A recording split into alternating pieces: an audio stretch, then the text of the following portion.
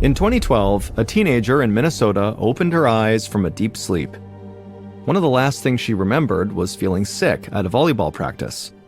Now she saw that she was lying in a bed in a small, crowded room. She heard piercing tones and beeps coming from something on her right side. She tried to sit up and realized that she could barely move. In fact, it took all of her strength just to lift her head and look down toward her feet. She was shocked at what she saw. Narrow plastic tubes and white wires were piled like spaghetti all around her. As she moved, she felt a pulling sensation, and she realized that all these tubes and wires were attached to her body. And then she saw that they all led to one place, a massive machine the size of a refrigerator sitting on the right side of her bed. Out of the corner of her eye, she saw someone come into the room. It was her mother, and her eyes were filled with tears. She took her daughter's hand and explained that the giant machine to the right of her was breathing for her. It was keeping her alive, and she might need it for the rest of her life.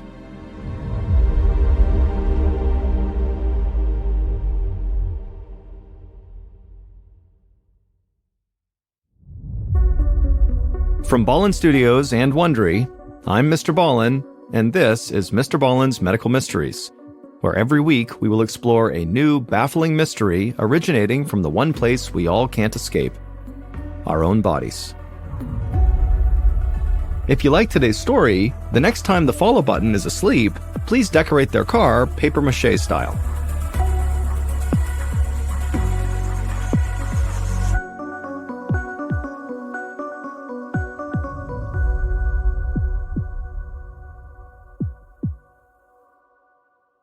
This episode is called Breathless. It was the first day of school in September of 2012, and a 16-year-old girl named Emma stood at her locker in the tiny town of Thief River Falls, Minnesota. She had volleyball practice next, so she threw a water bottle, a deodorant stick, hair ties, and a few other items into her backpack. Emma was excited that summer was over and they were back in school, but really just because she was excited about sports, not so much for her classes. She had made the varsity volleyball team, and now she was anxious to get on the court with her teammates. Emma looked in the tiny mirror mounted on the inside of her locker door, and immediately she grimaced at her reflection. She touched up her eyeliner and pulled her hair back into a tight ponytail. Her acne was flaring up again, even though she was taking medication for it, so she put on some concealer to cover it up. Then she threw the makeup into her backpack and shut her locker. A few minutes later, Emma walked into the noisy school gymnasium and dropped her backpack behind the bleachers. She could hear the familiar squeaking of sneakers and the smacking of volleyballs as her friends warmed up for practice. Emma felt right at home as she ran out to join them. But about halfway through the practice, Emma began to feel really tired. And not the normal kind of tired from like working out or running around. Her feet felt really heavy and her heart was pounding. When she looked around, she saw her teammates did not seem tired, so Emma just pushed herself and continued running all the drills. But after a few more minutes, she felt so winded that she just had to stop. And so her teammates rushed past her as Emma knelt down on one knee to catch her breath. Emma was used to feeling very fit and strong, but now her chest felt tight and she could barely breathe. She staggered to her feet and stumbled over to the bleachers. Emma's head felt heavy as she held it in her hands. She felt a sharp pain in her throat every time she swallowed, and now she was starting to feel scared. Her coach walked over and asked Emma if she was okay.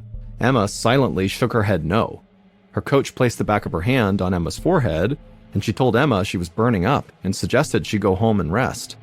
Emma nodded and then stood and slowly shuffled around the bleachers to pick up her backpack.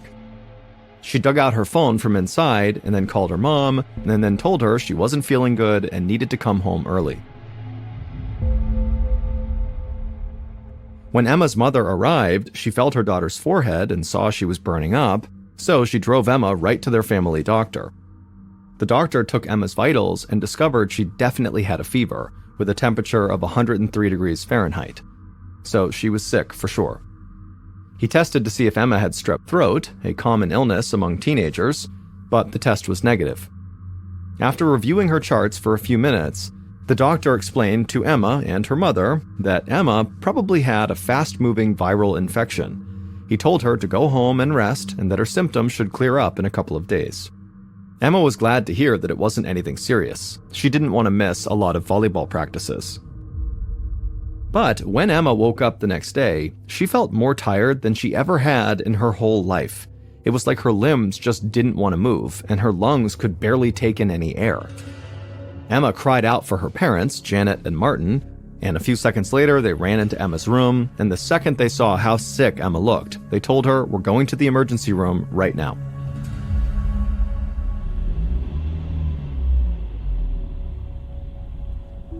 During the 25-mile drive to the hospital, Emma struggled to breathe. By the time they finally arrived, Emma was gasping for air as hospital staff helped her out of the car and onto a gurney. As a nurse wheeled Emma into a room, her mother squeezed her hand and her father followed close behind. The nurse's soft voice was very comforting as she asked Emma questions, but Emma struggled to answer even simple ones like where did she go to high school. Emma vaguely felt the prick of a needle in the crook of her elbow as the nurse attached an IV and drew several vials of blood. Then the nurse placed an oxygen mask over Emma's nose and mouth and picked up a phone. Emma could hear the seriousness in the nurse's voice. She wondered if maybe this was just how nurses sounded in the ER, or maybe this was something really bad. A few minutes later, the nurse wheeled her gurney to a room down the hall and positioned a large X-ray machine over Emma's chest while she lay there. Emma knew that the X-rays could not actually hurt her, but as the machine began to click and hum, Emma really started to feel terrified. What was wrong with her? When the nurse wheeled Emma back to her room after the X-ray, she turned down the harsh overhead lights and told Emma to rest while they waited for the results. Emma was grateful for the peace and quiet. She closed her eyes and immediately sank into a deep sleep. An hour later, Emma was startled awake as a doctor wheeled in a computer and dimmed the overhead lights, pulling up a digital image of her chest. Janet and Martin, Emma's parents, stood up from their chairs in the corner of the room as the doctor began to point to all these dark, cloudy spots on the image. The doctor told Emma and her parents that the grayish cloud on her lungs indicated a severe case of pneumonia. The doctor explained that they could treat the pneumonia with drugs, but the big question was what caused Emma's lungs to become so infected. It could be a bacteria, a virus, a fungus, or something else. Hopefully more tests would help them figure it out. But the doctor said that this small regional hospital was not equipped to run those type of tests. He was arranging for Emma to be transferred to the Sanford Medical Center in Fargo, North Dakota, almost 100 miles away. It was the closest hospital with a pediatric intensive care unit. Emma grabbed onto her mother's hand as an orderly came to wheel her into another ambulance. Volleyball practice suddenly seemed very far away. About 2 hours later, a physician at Sanford Medical named Dr. Sherry Richards rushed down the busy hall in the pediatric ICU and into Emma's room. Emma's mom sat next to her sleeping daughter, brushing hair out of Emma's face, while her father sat in the corner, anxiously bouncing his leg. Dr. Richards introduced herself to the parents and then walked up to examine Emma. And right away she noticed Emma had very shallow breathing and bluish lips and fingertips, and then she gently touched Emma's hand and it was cold. These were all symptoms of Emma's pneumonia. Dr. Richards smiled at Janet and Martin and told them she was going to prescribe powerful antibiotics to suppress the infection in Emma's lungs. Now, she wasn't sure exactly what was causing the infection, but these antibiotics covered a broad spectrum of disease-causing agents, so hopefully the drugs would help Emma start to feel better, while Dr. Richards continued to look for more specific answers. But the next morning, less than 48 hours after Emma initially felt ill, her condition only seemed to be getting worse. She had an extremely high fever, and her breathing was shallow and rapid, and so very little oxygen was reaching her bloodstream. Dr. Richards needed to do something drastic. She asked Emma's parents for permission to place Emma on a ventilator, a machine that forces air into the lungs when someone is struggling to breathe. Emma would need to have a tube inserted through her windpipe so enough air and oxygen could reach her lungs. Her parents hated the idea, but watching Emma gulping for air, they told the doctor to do whatever it took to help their daughter. Dr. Richards checked in on Emma every day, hoping that with more oxygen, Emma's lungs would get better. But even with the help of the ventilator, Emma wasn't recovering. Emma's heart and other organs were not getting enough oxygen to function properly. Dr. Richards was perplexed. She said to a nurse how incredibly rare it was for a young, athletic high school student to be put on a ventilator. Sudden respiratory failure like this did not just happen out of the blue. The most likely cause for what was happening to Emma would be some kind of viral or bacterial infection, but Dr. Richards thought that was unlikely for one simple reason. None of her schoolmates were getting sick. It was just Emma. So Dr. Richards took a closer look into Emma's patient history to see if there was anything about her on an individual level that could spark any clues. By all accounts, she seemed like your average teenage girl whose only regular medication was a very common acne treatment, meaning it was extremely unlikely that Emma's current condition was caused by a rare side effect from this acne treatment. Also, Emma did not have any relevant allergies either. So, to cover all her bases, Dr. Richards ordered a wide range of tests. She wondered if maybe the respiratory issues were caused by a blood clot in Emma's lungs, or maybe she had undiagnosed rheumatoid arthritis that scarred her lungs. But every test Dr. Richards ran on Emma just came back negative. Dr. Richards was totally stumped.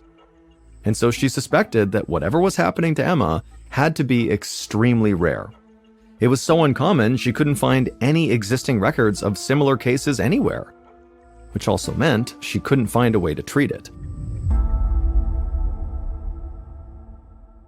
It quickly became obvious that the ventilator was not enough to stabilize Emma's breathing.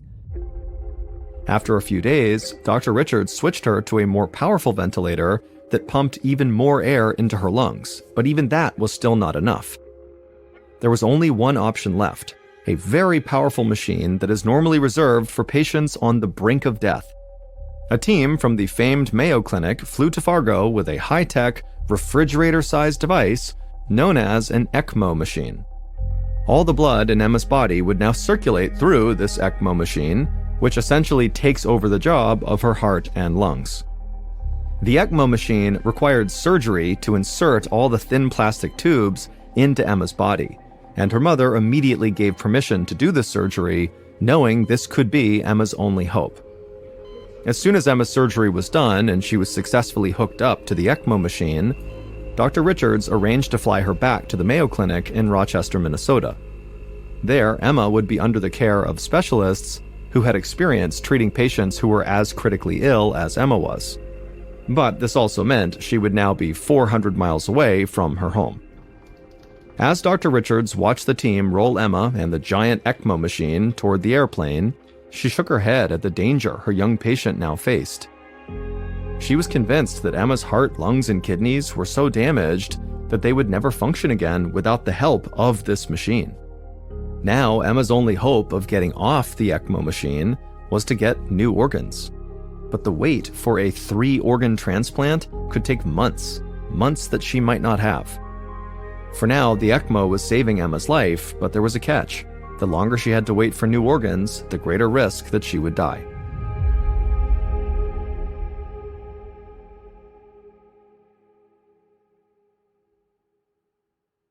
Once Emma was settled in at the Mayo Clinic, her new doctor explained the situation to her.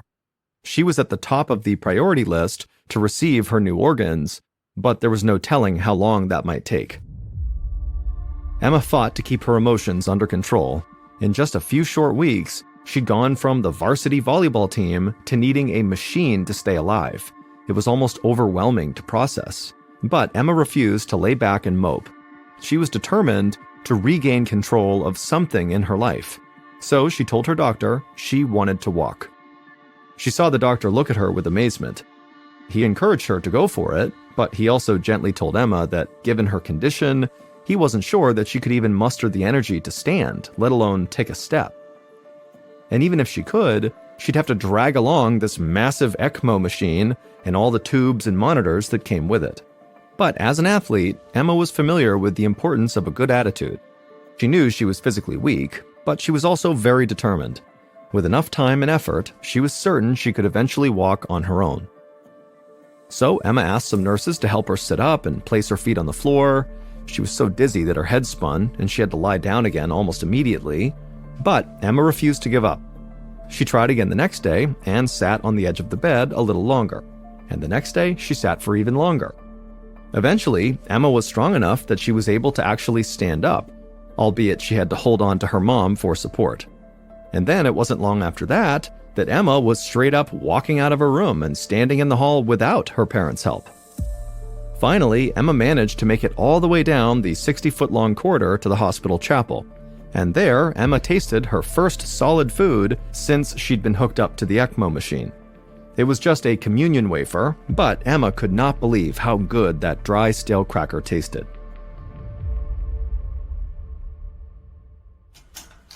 One morning, after more than 6 months at the Mayo Clinic, Emma's doctor came into her room to review the latest readout from her ECMO machine. As he walked over to it, he smiled down at Emma, who was in bed tapping on her phone. The doctor felt so bad for Emma because she was in this impossible situation, but he was also very proud of Emma for really handling this situation with grace. She was so optimistic and so positive, even though most people would be totally devastated and depressed. The doctor looked at the numbers from the ECMO machine and had to do a double take. He wondered if he was actually misreading the data. Emma looked up from her phone and asked him what was going on, and Emma's doctor told her that her blood pressure, heart rate, and blood oxygen levels all seemed to be improving. He had no explanation for why this was happening, but given the numbers he was seeing, Emma's organs might have recovered enough to function without the help of the ECMO. Doctors still had no idea what had made Emma sick in the first place, but almost miraculously, she appeared to be getting over it. After more than 6 months on the ECMO machine, the tubes in Emma's body were finally removed and she was officially disconnected from the machine. She never got a transplant because she didn't need one. Her organs had mysteriously recovered all on their own.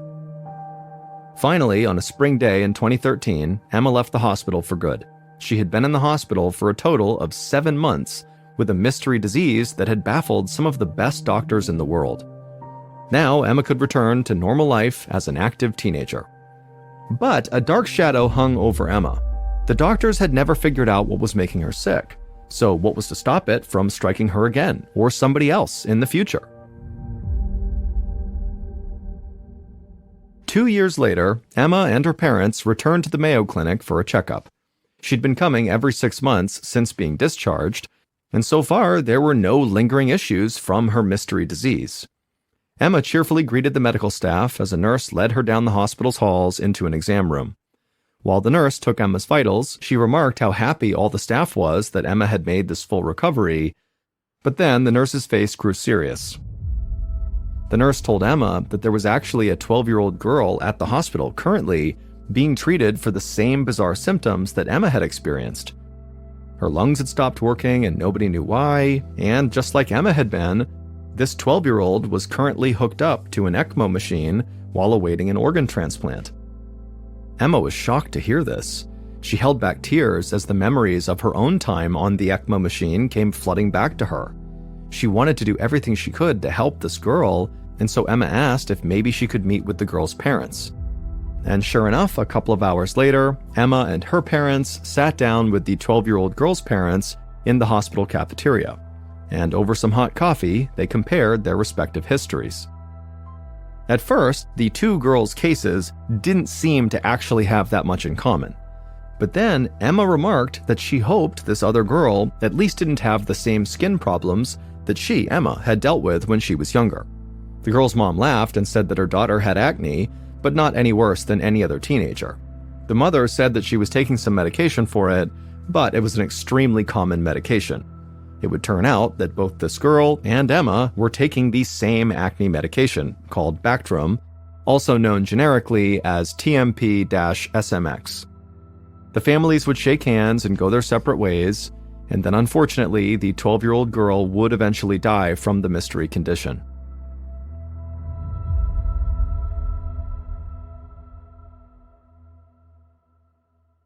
Three years later, in March of 2018, Emma, who was now 21 years old, sat at her desk in her modest one-bedroom apartment, drinking her morning coffee and reading the news on her laptop. She clicked on a headline and her jaw dropped. She could not believe what she was seeing. It was a story about a 16-year-old high school student in Wichita, Kansas, named Z Uwadya.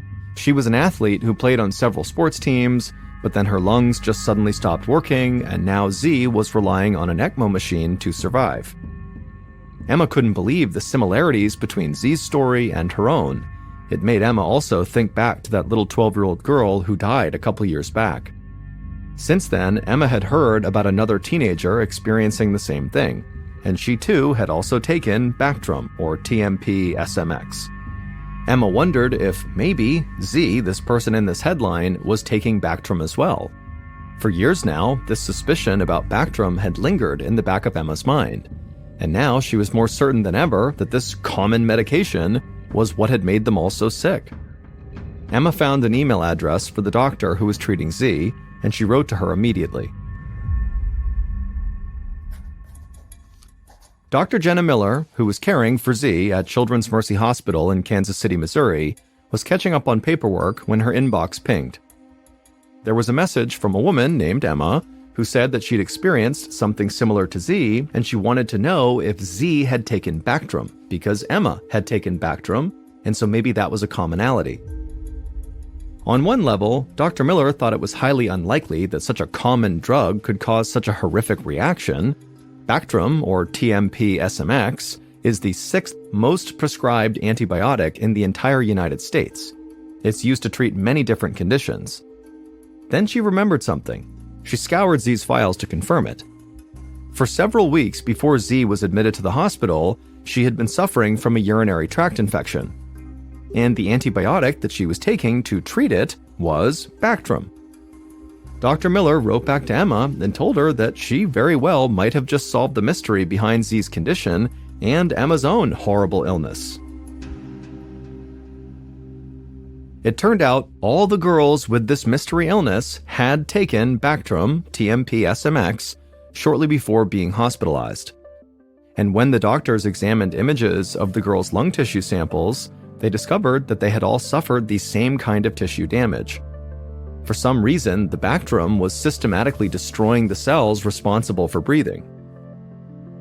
Over the next 4 years, Dr. Miller searched patient records across the country for people who'd suffered inexplicable respiratory failure shortly after taking this drug. They identified 19 other cases, mostly young men and women under the age of 20. 6 had died, including Z Uwadya. No one knows why the antibiotic sometimes triggers this rare lung destruction, but Dr. Miller and her colleagues suspect that in rare cases, people's bodies have a potentially deadly allergic reaction to the drug. Today, Bactrim, or TMP-SMX, is still widely prescribed, but acute lung failure is now listed as a potential side effect. Emma is now 26 years old, and she works as a nurse who cares for patients who've just had heart and lung transplants.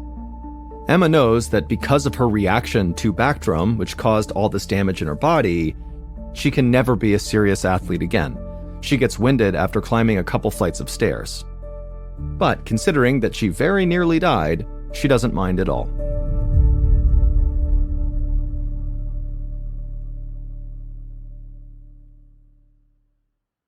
In 1932, Charlie Pollard was a 26-year-old farmer living in Macon County, Alabama, where 82% of the population at the time was African American, and they were all forced to live under the rules of a strictly segregated society.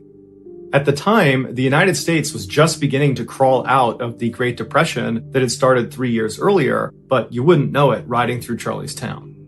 Like Charlie, many of the other residents in Macon County were completely dirt poor, and they lived in these wooden shacks with no screens on their windows, there was no furniture inside, and they would just throw some dirty rags on the ground to sleep on. On average, the men in the town that were lucky enough to have a job made less than $1 per day. So when Charlie heard a rumor that the government was going to be coming to town and giving free medical exams to all the African American men, Charlie was thrilled. He had never been to a doctor before, and he certainly wasn't going to turn down a free visit to one. And so a couple of days later, the rumor turned out to be true when a government health service worker showed up in their town and set up shop in their one-room schoolhouse. Charlie got in line with the hundreds of other men from Macon County, and then by mid-morning it was his turn, and the health service worker told him that today they were just going to be doing a blood test. And so Charlie eagerly rolled up his sleeve and stuck his arm out. A couple of days later, the results from the blood test had come in, and Charlie was informed that he had bad blood. Bad blood was a commonly used term in that area at the time to describe a wide array of ailments. The worker didn't get into specifics about what Charlie's diagnosis meant. They just told him that in virtue of his diagnosis of bad blood, he was now eligible to join a government-sponsored medical treatment program.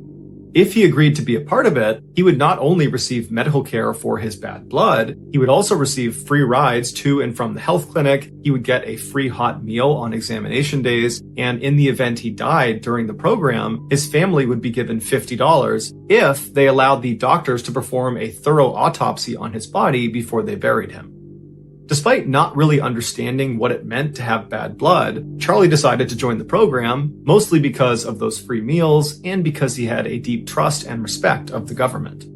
And Charlie wasn't alone. About 400 other African-American men from Macon County agreed to be a part of the program as well.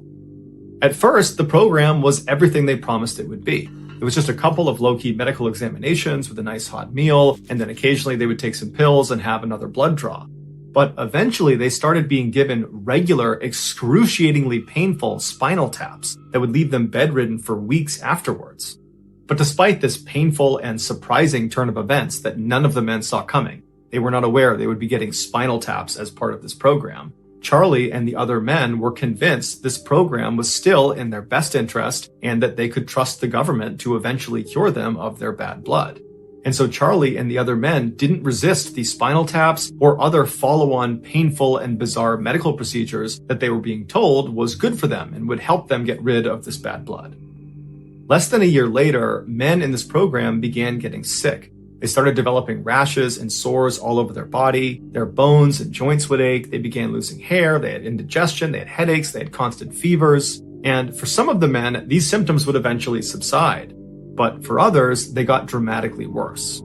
For those men, they would develop tumors and their bones would start to disintegrate. They would go blind or deaf or become paralyzed, or they would simply die. But despite the obvious ineffectiveness of this treatment program, it persisted. When America entered World War II in 1941, Charlie and many of the other men in this program wanted to enlist in the military and go join the fight. But when they went to enlist, they were told that as members of this special medical program, they could only receive treatment from the doctors in that program. And so they could not receive treatment from military doctors and therefore were disqualified from military service. While frustrated by this rule, Charlie and many of the other men still considered themselves to be very fortunate to be allowed to be a part of this program that was curing them of their bad blood. And Charlie specifically felt like he was one of the luckiest men inside of this program because his bad blood had not led to these terrible symptoms that his friends were experiencing. And so over the years, in between his medical appointments, Charlie got married, he had a child, he even managed to buy a little plot of land that he farmed on nearly year-round. Then, in 1973, so over 40 years after they began this medical program, Charlie and the other survivors of this program had their lives completely turned upside down. That year, a very junior assistant within the Public Health Service secretly mailed off all of the records of this Macon County medical program to the Associated Press. And then a couple of days later, the Washington Star newspaper ran this huge story on their front page that said syphilis victims in United States study went untreated for 40 years. It would turn out Charlie and the other 400 men in this medical program, they didn't have bad blood. That was just kind of a made-up term to get them not to ask any questions. What they had was syphilis, a deadly disease that ravages the human body in 3 stages that can unfold over a lifetime. And so these doctors that treated Charlie were not actually treating him. They knew he had syphilis. That was why he was even part of the program to begin with. When they tested his blood, they were trying to see who had syphilis in Macon County, and then they took those people and they entered them into this phony program, not to make them better, because this was not a treatment program. It was a U.S. government-backed medical study of what happens to African-American men with syphilis if their condition goes completely untreated for their entire lives. The leaders of the study did not care what happened to these men, and that point was made crystal clear when in the 1940s a cure for syphilis was discovered, penicillin. But instead of giving it to these men and saving their lives, they intentionally hid the cure from them and prevented them from getting it. This is why these men were not allowed to enlist in the military or seek outside medical care, because those doctors would discover these men had syphilis and they would just give them penicillin, curing them, but that screwed up the study, and so they couldn't have that. The Public Health Service chose Macon County, Alabama, because at the time, 35% of the population was already infected with syphilis. And because they knew the men in this town would be largely uneducated and poor and desperate, and therefore easy to trick into joining this highly unethical study. At least 28 men in the study died as a result of their syphilis infections, and countless others suffered from long-term side effects. Charlie was 66 years old when he heard the news.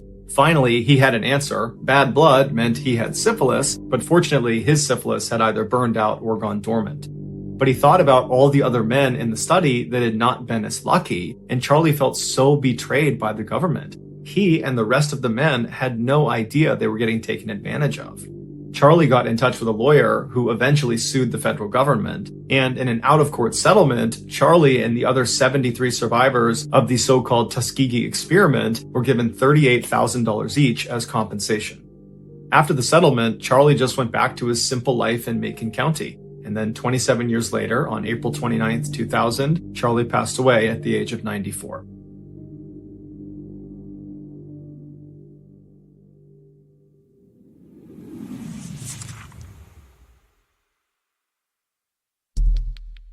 Our next story is called Suspended.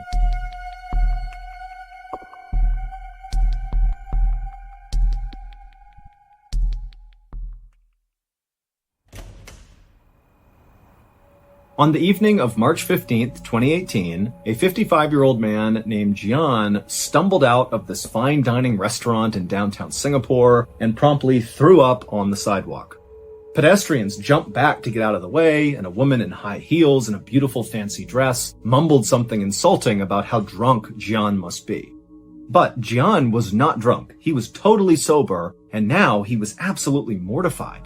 Jian was actually a businessman who was attempting to impress his clients at dinner, but as he had been sitting at the table with his clients, he had started to feel this pressure in his chest that became so intense that at some point he just had to get up and run outside and vomit.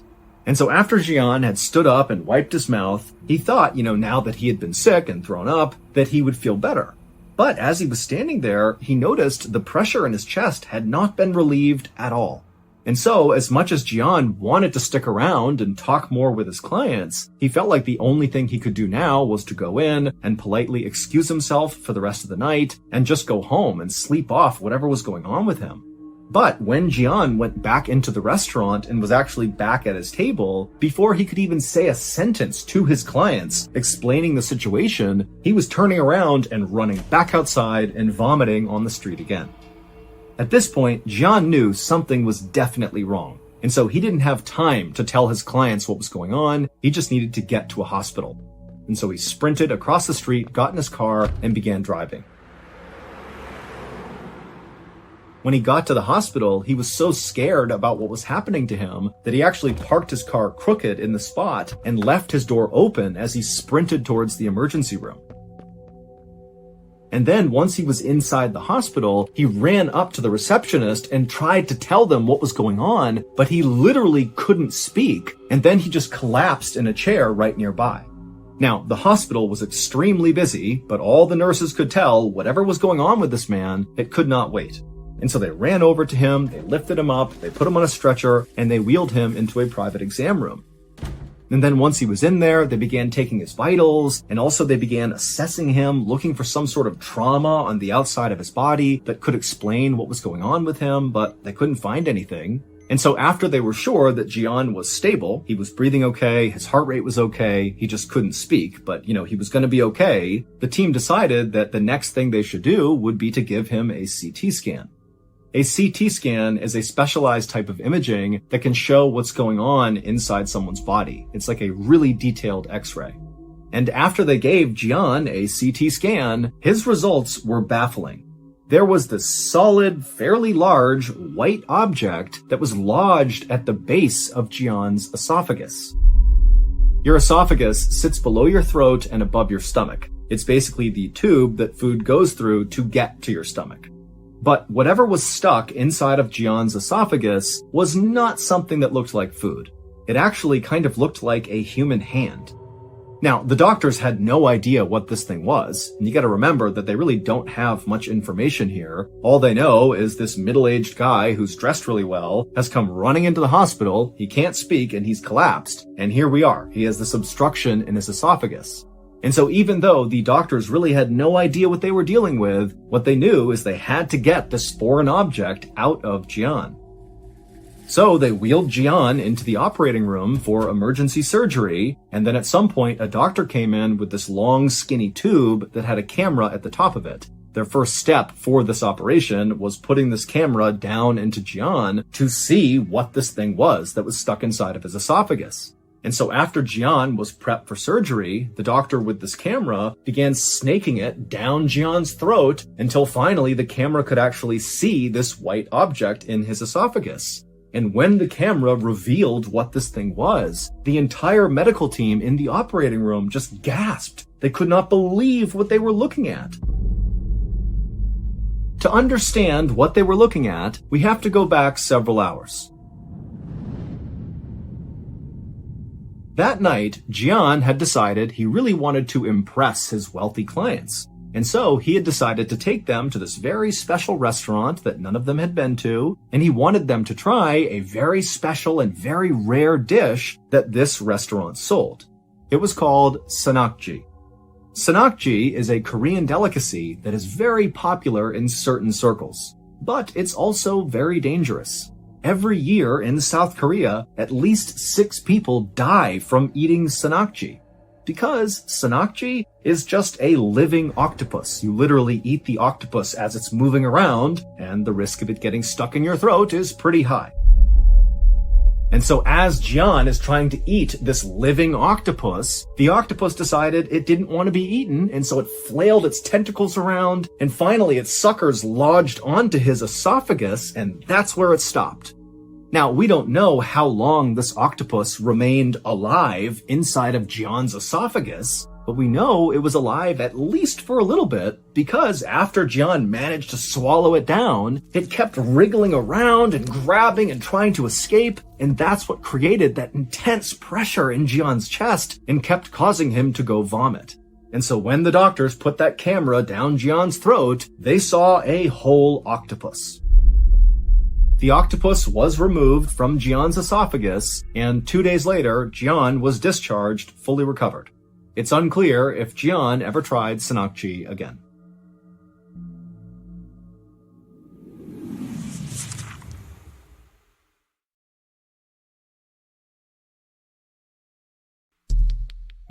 The next and final story of today's episode is called Earworm.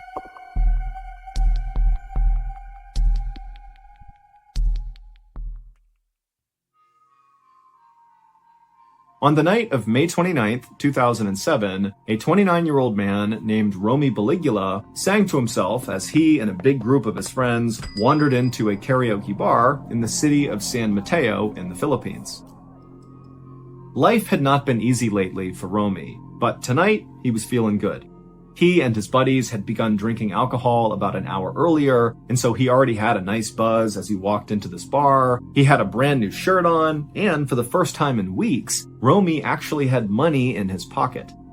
Romy had lost his job a couple of months earlier, and since then, he had not been able to find new employment. And so this city he was living in, San Mateo, even though it was one of the wealthiest places in all of the Philippines, it was also known as a place that had lots of poverty and really no safety net for people that fall on hard times. And so if you lose your job, like Romy had, you could find yourself out on the streets really quickly, looking for scrap metal to sell, and dumpster diving just to find your next meal. And that's exactly what Romy had been doing for the better part of the last 2 months. He had been living out on the streets. But just a day earlier, he had discovered this stash of very valuable scrap metal, and he had sold it that day for a nice profit. And with that money, he had bought a nice big dinner, a brand new shirt, and tonight he had bought a night out. And the best kind of night out for Romy was going to a karaoke bar. Because Romy loved to sing, and his friends did too, but Romy sang basically all the time. Whether he was full-time employed, making lots of money, enjoying life, or if he was in a dumpster looking for food to eat, Romy would be singing. Now, Romy was not the best singer, certainly not compared to some of his friends who were excellent singers, but he felt like the more he sang, the better he got. And he was kind of proud that he felt like he was progressing and becoming a better and better singer. And Romy's favorite songs to sing were these big ballads. He just loved to close his eyes and let the words of the story kind of take him away. It really was his escape. It was like no matter how bad his life got, he could always sing and that would make him feel better. Once Romy and his friends went inside the karaoke bar, they made their way across the very crowded space to the far side of the bar. They found 2 unoccupied tables, they pushed them together, they all sat down, and then they ordered a round of beers. And then after the beers came, the friends all did a toast to their wonderful night out they were having, and then one by one, each of Romy's friends began getting up and making their way over to the karaoke machine and began going through all the music and deciding which songs they were going to sing that night. One of Romy's friends chose an American country song, another one of his friends chose a pop song from the 1980s about unrequited love. But regardless of the songs that any of Romy's friends chose, when they began getting up there and singing their song, it was like the karaoke bar came alive. People in the Philippines love karaoke. It's really a part of the culture. In fact, many people in the Philippines have a karaoke machine of their own in their house. And so what that means is in karaoke bars like the one Romy was at, the crowd is both really appreciative of good singers who go up there and do karaoke really well, and everyone will get up and cheer and dance along. And then also, if there are bad karaoke singers, the crowd is just as quick to begin jeering and booing at them and getting them to stop. And Romy knew that when he went up on stage that night, he was taking a bit of a risk, because when he went up and identified the song that he was going to sing, he knew it was a questionable choice.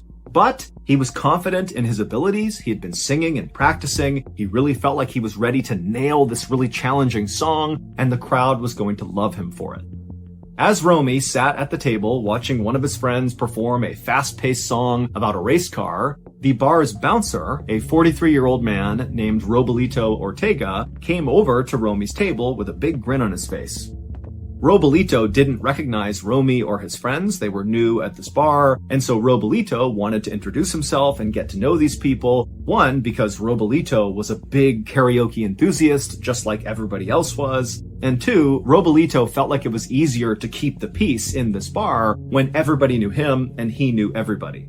And so Romy and his friends, they chatted happily with Robalito, and then after Romy's friend, who was singing the song about the race car, wrapped up and came down off the stage, Robalito gave him a nice congratulatory pat on the back and told the friend he did a great job up there. And the friend, in turn, turned around and flagged down the bartender at the other side of the bar and kind of gestured, hey, we want another round of drinks. And the friend also made it clear that he wanted to give a drink to the bouncer as well, as like a thank you to the bouncer for giving him the compliment.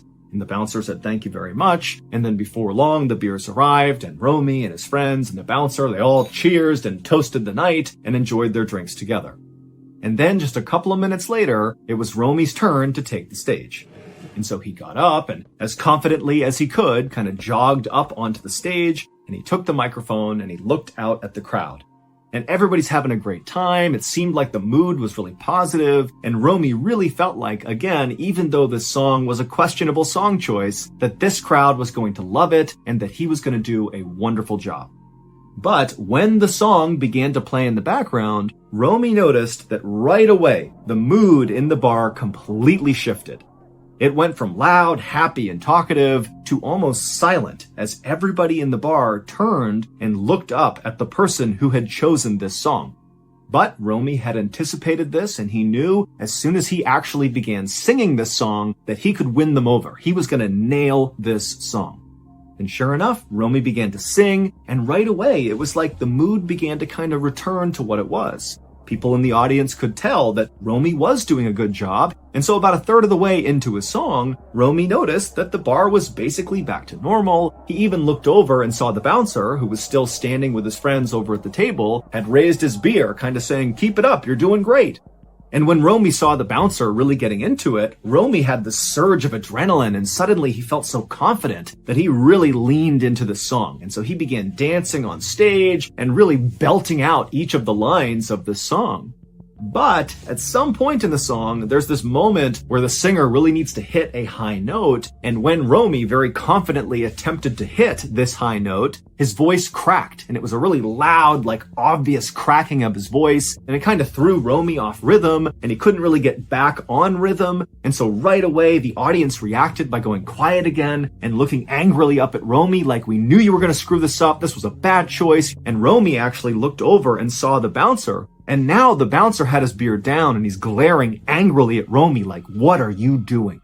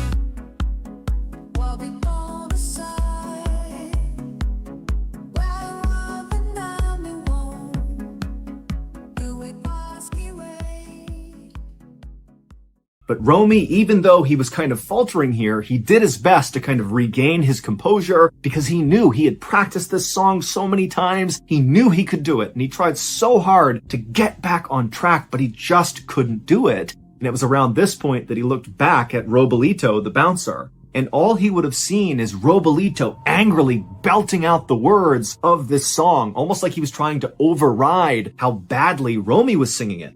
And then at some point, as Romy is staring at Robolito, Robolito, while singing this song, pulls out a gun, aims it at Romy, and fires. In the Philippines, there is one song that everybody knows you do not sing.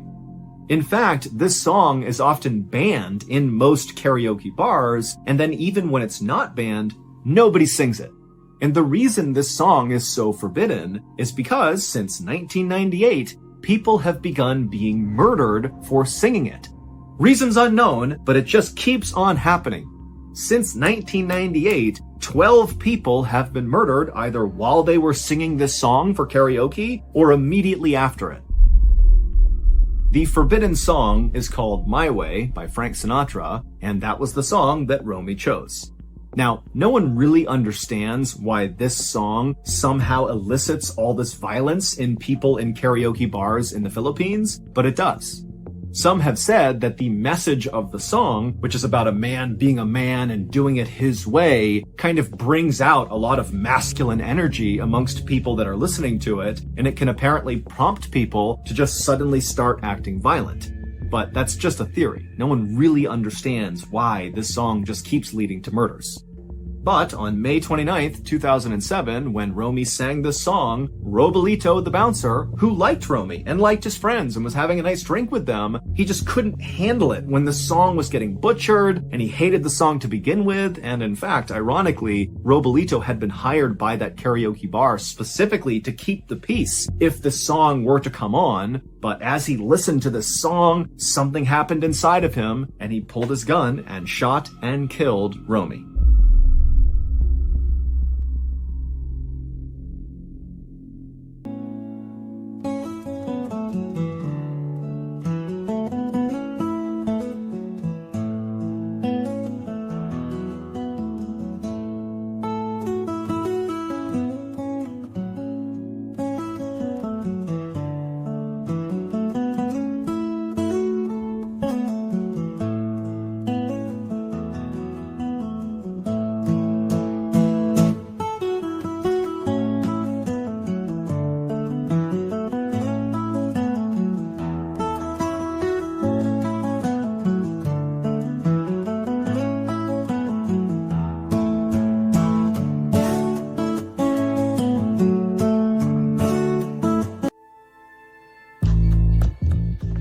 From Ballen Studios and Wondery, this is Mr. Ballen's Medical Mysteries, hosted by me, Mr. Ballen.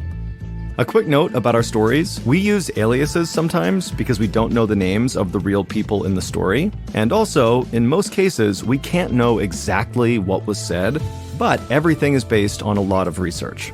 And a reminder, the content in this episode is not intended to be a substitute for professional medical advice, diagnosis, or treatment.